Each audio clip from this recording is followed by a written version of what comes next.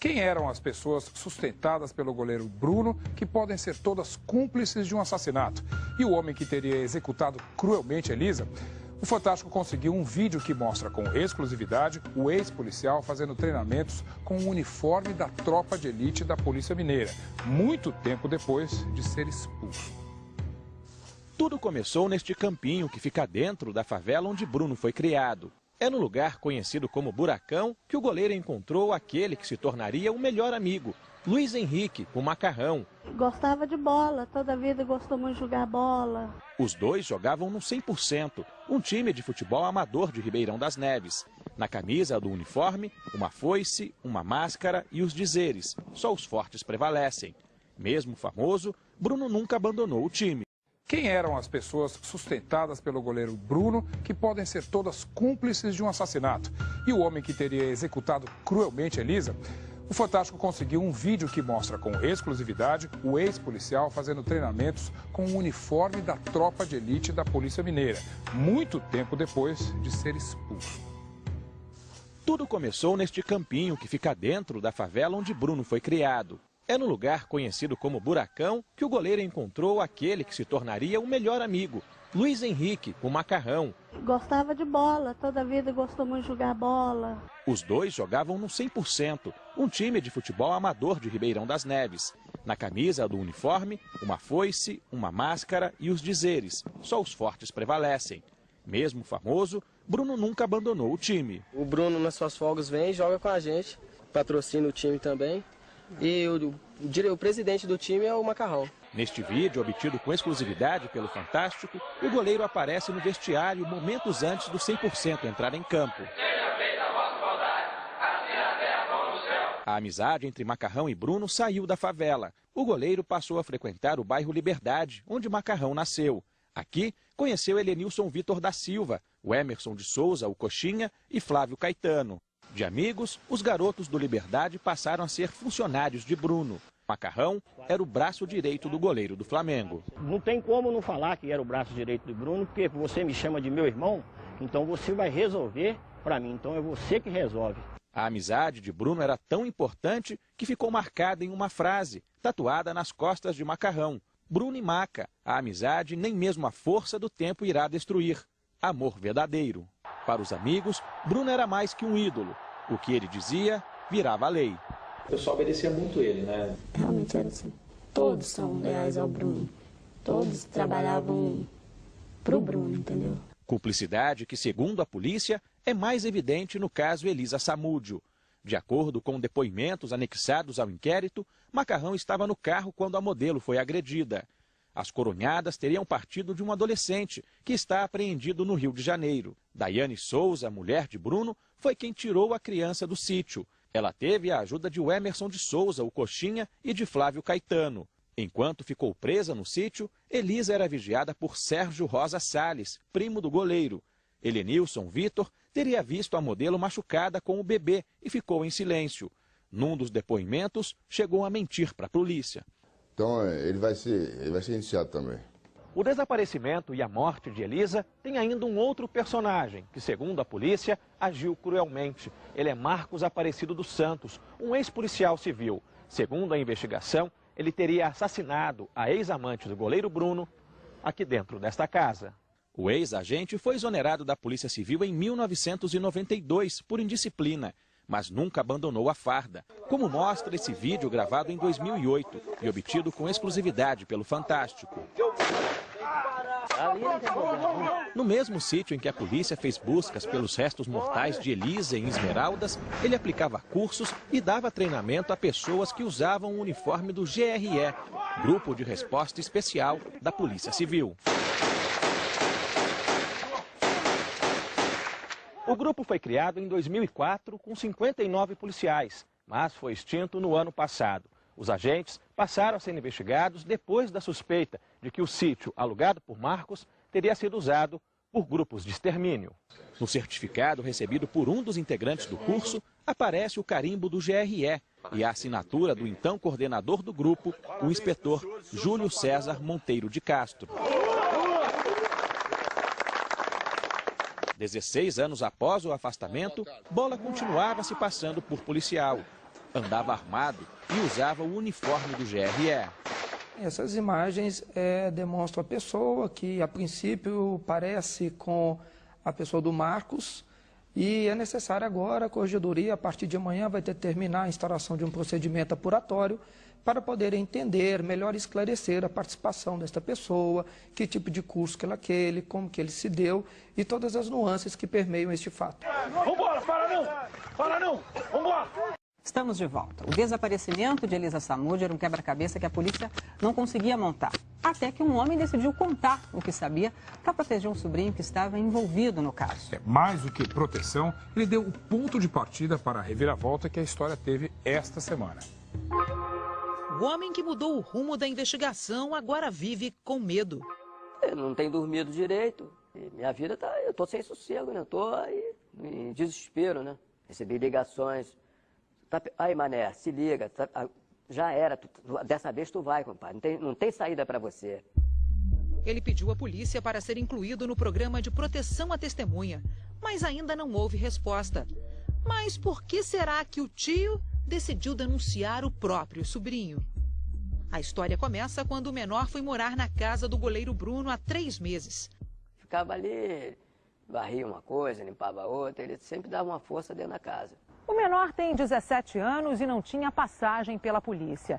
Filho de uma cozinheira e de um motorista de ônibus. A família vivia em Minas Gerais, mas com a separação do casal, o adolescente foi com a mãe e os irmãos para São Gonçalo, na região metropolitana do Rio.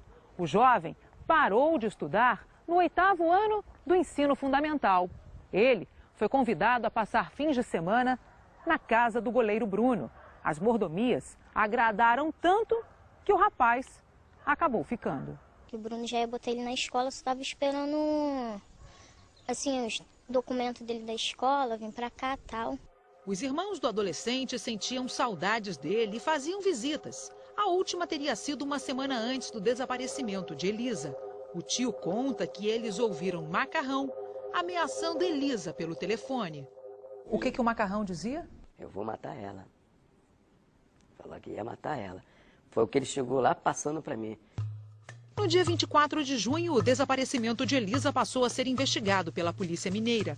No dia 28, o sobrinho telefonou para o tio, pedindo ajuda. Meu sobrinho ligou para mim dias antes, falando assim, meu tio, eu posso ficar na sua casa? Aí eu dei aquela parada assim. É claro que pode, rapaz. 5 dias depois, 3 de julho, o menor apareceu na casa do tio em São Gonçalo, dizendo que via o fantasma de Elisa. Tô vendo a Elisa toda hora. Tô vendo a Elisa, por favor, tio. Falei, que história é essa, rapaz? Vamos lá dentro. Aí coloquei ele pra dentro da sala, ele sentou no sofá comigo, começamos a conversar, ele tremendo muito, chorando muito. Ele desabafou e contou a história.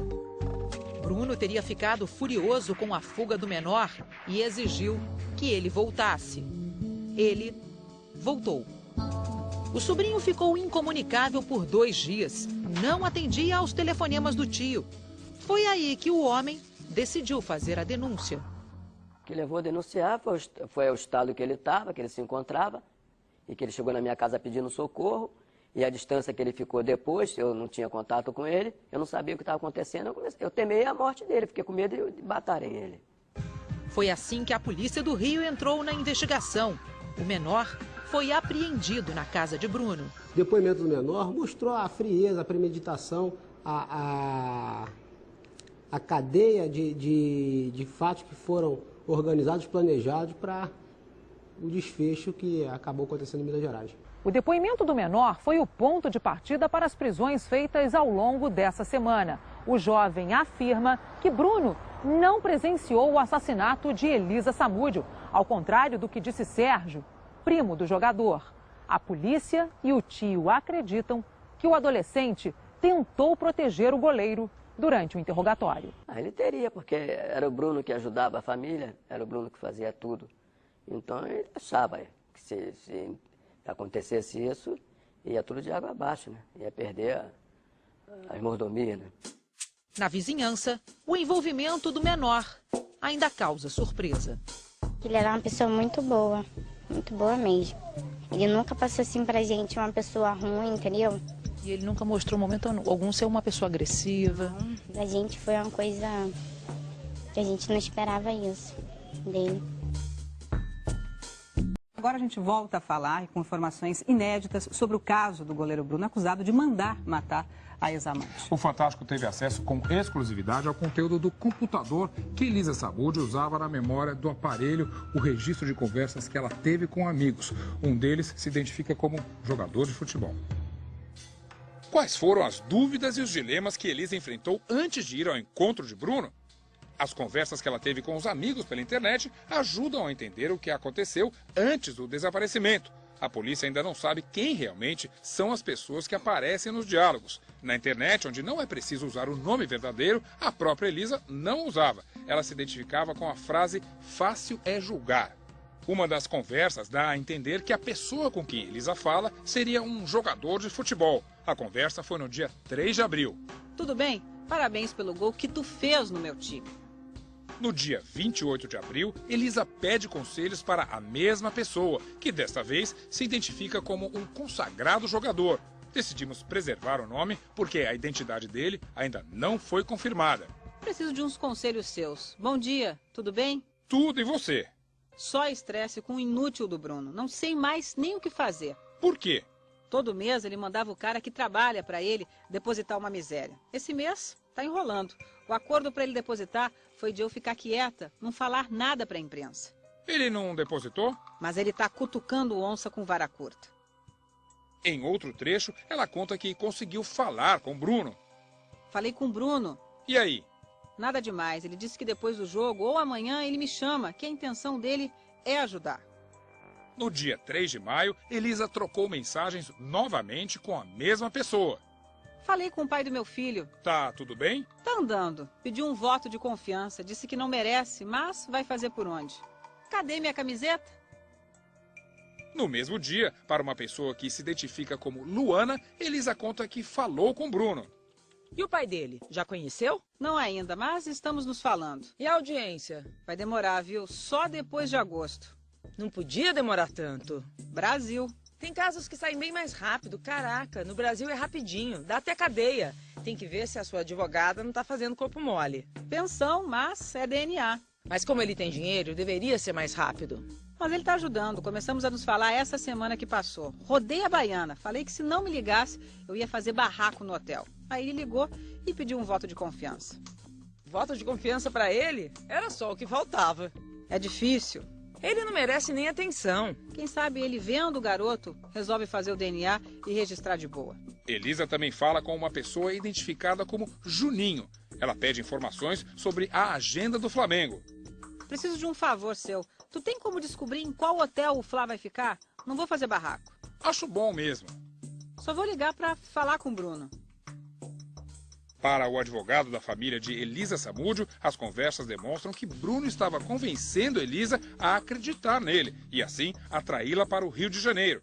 Considerando tudo que o inquérito contém, considerando as provas que estão sendo ainda analisadas, há indícios muito fortes no sentido da premeditação, no sentido de ser este convencimento o princípio do plano todo.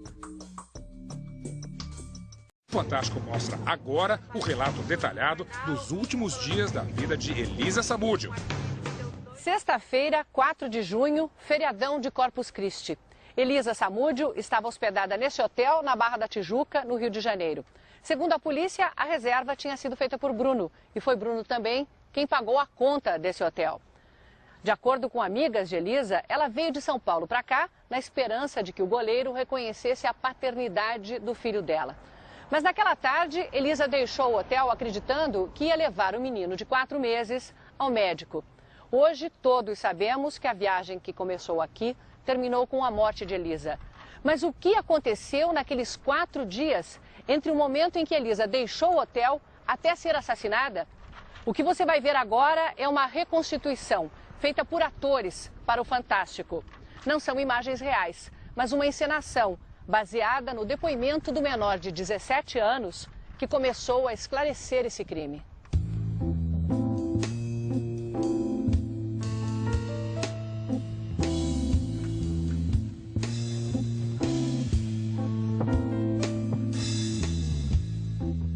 Quem pegou Elisa no hotel foi Luiz Henrique Romão, o Macarrão, amigo e funcionário de Bruno.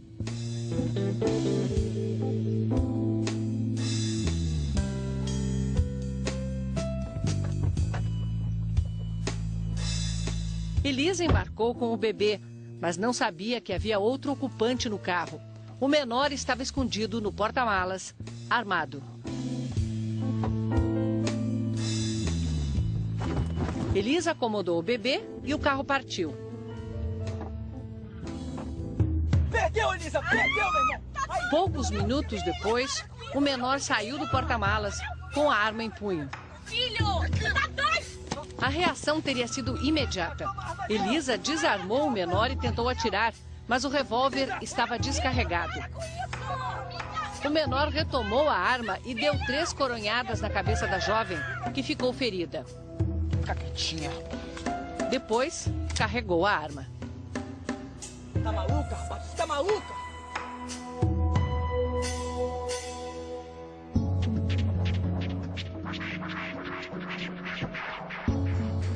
Já era madrugada quando o carro chegou ao sítio de Bruno, em Esmeraldas, perto de Belo Horizonte.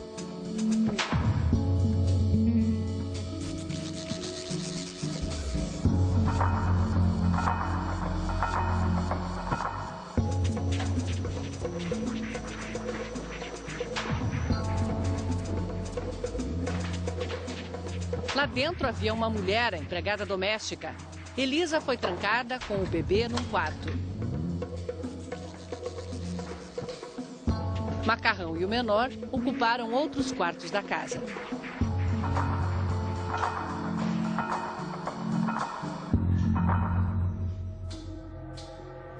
No dia seguinte, sábado, Sérgio, primo de Bruno, se juntou ao grupo.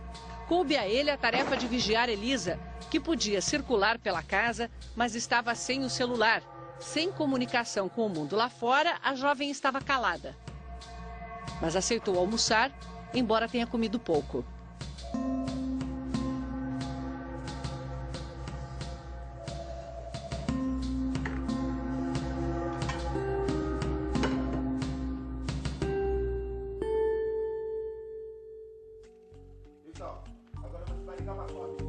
Domingo, Sérgio trouxe um celular e obrigou Elisa a fazer uma ligação.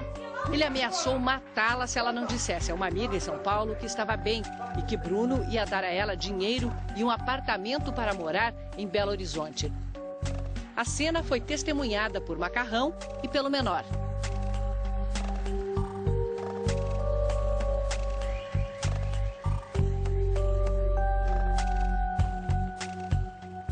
Na terça-feira, segundo a versão do menor, Bruno chegou ao sítio de táxi e se surpreendeu a encontrar na sala, vendo televisão, todos juntos.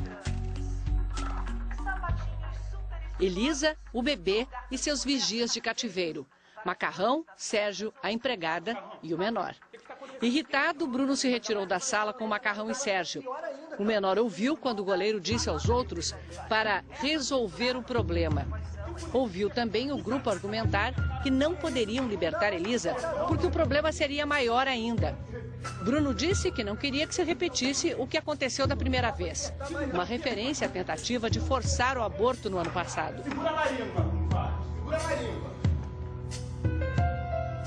Bruno ficou menos de 2 horas no sítio, chamou um táxi e foi para Belo Horizonte, de onde embarcou para o Rio.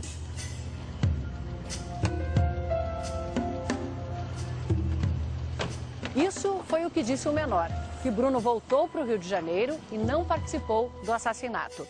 Mas outro depoimento, que a polícia considera mais próximo da verdade, é diferente.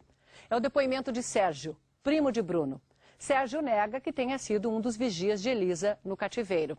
Sérgio conta que chegou aqui, ao sítio de Bruno, na terça-feira, dia 8. Bruno estava jogando pelada e fazendo churrasco, enquanto Elisa estava presa dentro de casa, com um ferimento aberto na cabeça. Um aparelho de som tocava música alta para que os vizinhos não ouvissem gritos. Sérgio disse que não participou do assassinato, mas que ouviu um relato feito por Bruno, Macarrão e o menor. O mais importante, Bruno não voltou para o Rio de Janeiro. Ficou aqui e acompanhou tudo o que viria a seguir. Vambora! Quarta, dia 9, começo da noite. Segundo o depoimento de Sérgio, Macarrão e o menor levaram Elisa e o bebê num carro na direção de Belo Horizonte. Para despistar, Bruno saiu em outro carro. Na estrada, eles se encontraram com outro homem, de moto, que mostrou o caminho. O destino foi esta casa, em Vespasiano, na região metropolitana de Belo Horizonte. A reconstituição que vamos ver a seguir é baseada no depoimento de Sérgio. Ele afirma que não estava presente, mas que ouviu do próprio Bruno um relato do que se passou por trás dessas paredes. O motoqueiro era o dono da casa, depois identificado como o ex-policial civil Marcos Aparecido de Souza.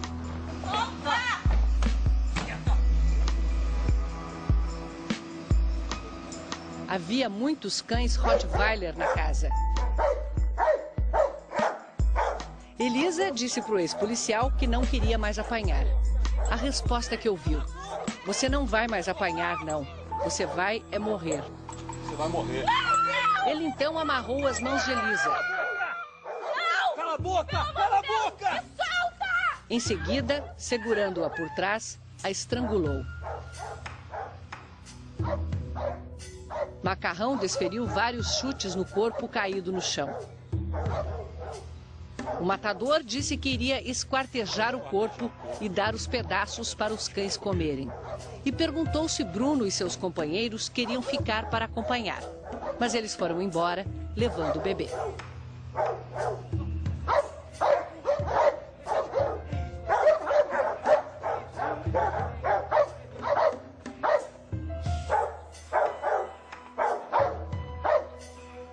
A reconstituição do momento do assassinato, voltamos a lembrar, foi feita com base no depoimento de Sérgio, primo de Bruno.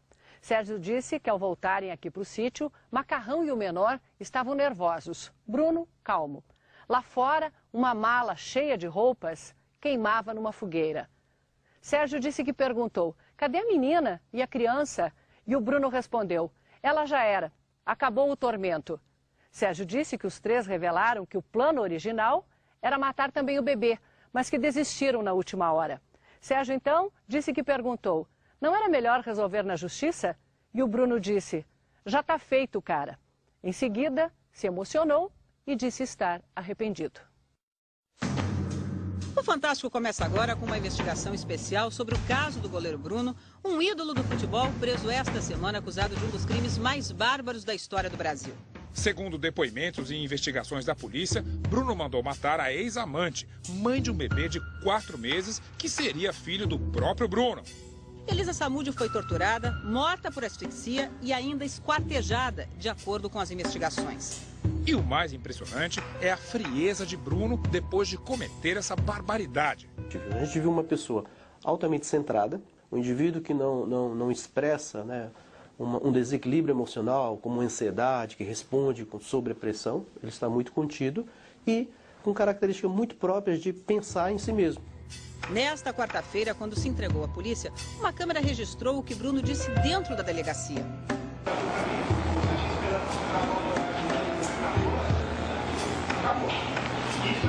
Isso mostra que, na verdade, a preocupação dele é com ele, né? Não está preocupado com quem morreu, com quem desapareceu.